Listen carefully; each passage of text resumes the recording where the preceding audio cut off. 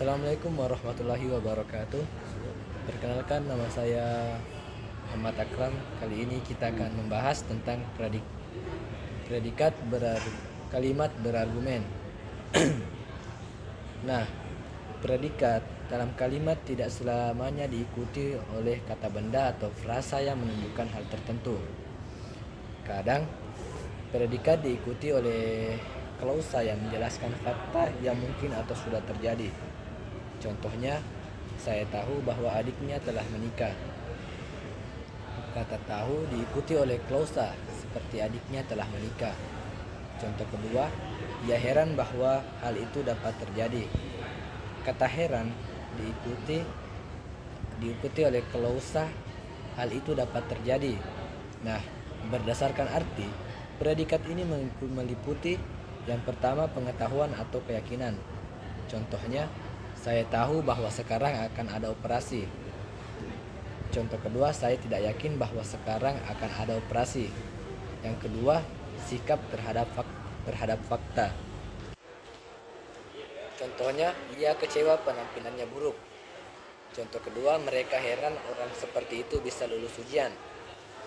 Yang ketiga, menunjukkan sesuatu yang menyebabkan, menghalangi, atau membiarkan. Contohnya, Oka membiarkan hal itu berlalu. Contoh kedua, hal itu mengakibatkan peristiwa ini terjadi. Yang ketiga, Maryam melarang adiknya merokok. Yang keempat, persepsi atau pengamatan. Contohnya, saya melihat seekor kucing membawa tulang.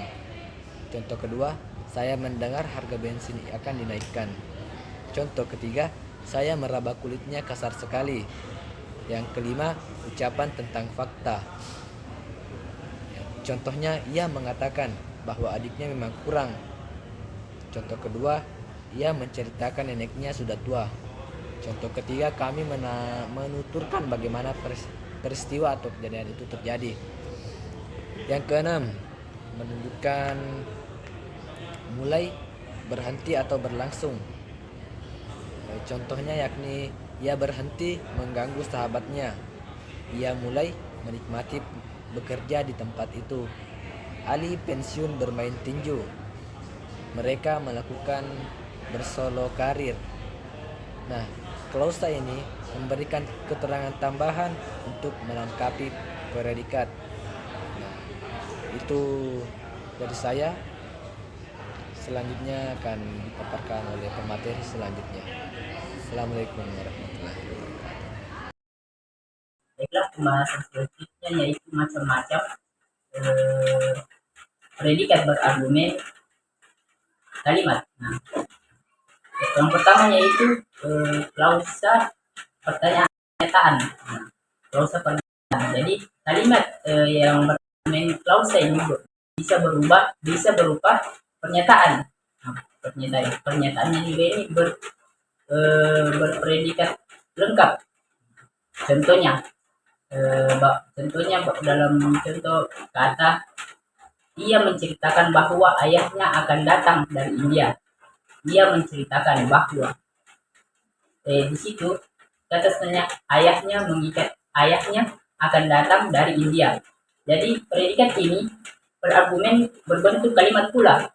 Nah, itu tadi itulah contoh pernyataan yang berupa proses sematan. Nah, adapun saat dalam keadaan tidak formal, kata bahwa di situ akan dihapus. Nah, seperti contoh yang tadi, ia bercerita ayahnya akan datang dari India. Dalam keadaan tidak formal bisa dihapus bahwanya. Nah, selanjutnya penghapusan yang lain yaitu ketika subjeknya sama. Nah, dalam contohnya yaitu Anton berhenti mengganggu temannya. Nah, kata sebenarnya di sini adalah Anton mengganggu temannya. Tapi di sini subjeknya sama, jadi dihilangkan saja subjek untuk klausa semacam tersebut. Mungkin cuma itu dari saya. Sekian. Ya, perkenalkan nama saya Muhammad Hidayat Hamkah. Ya, kali ini saya akan menjelaskan tentang argumen yang berupa klausa pertanyaan. Ya, apa itu klausa pertanyaan? Ya, klausa pertanyaan itu adalah kalimat. Ya, klausa itu adalah kalimat. Nah, pertanyaan di dalamnya itu ada pertanyaan. Jadi klausa adalah kalimat yang di dalamnya ada kata tanya yang berupa pertanyaan. Ya, contohnya dibentuk dalam kalimat itu siapa yang mengambil buku kemarin? Nah, siapa yang mengambil bukuku kemarin? Ya, di situ klausa yang berupa pertanyaan karena ada kata tanyanya.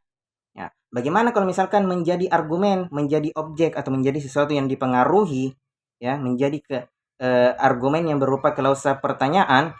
Ya, contohnya itu adalah saya tahu Akram, saya tahu di mana Akram tidur kemarin. Saya tahu di mana Akram tidur kemarin. Ya, di mana Akram tidur kemarin itu adalah klausa yang berupa pertanyaan. Itu adalah argumen yang berupa klausa pertanyaan. Ya, mana verbanya, mana kata kerjanya itu adalah tahu. Nah, sedangkan subjeknya adalah saya. Nah, itu adalah klausa argumen yang berupa klausa pertanyaan. Ya. Selanjutnya gramatikal ambiguitas, yaitu kalimat yang di dalamnya masih bingung, ada kebingungan di dalamnya. Nah, contohnya saya melihat Akram menggunakan teropong. Nah, di sini tidak ditahu siapa sih yang menggunakan teropong. Saya yang melihat Akram sambil menggunakan teropong atau Akram menggunakan teropong. Di situ tidak jelas. Ya, jadi itulah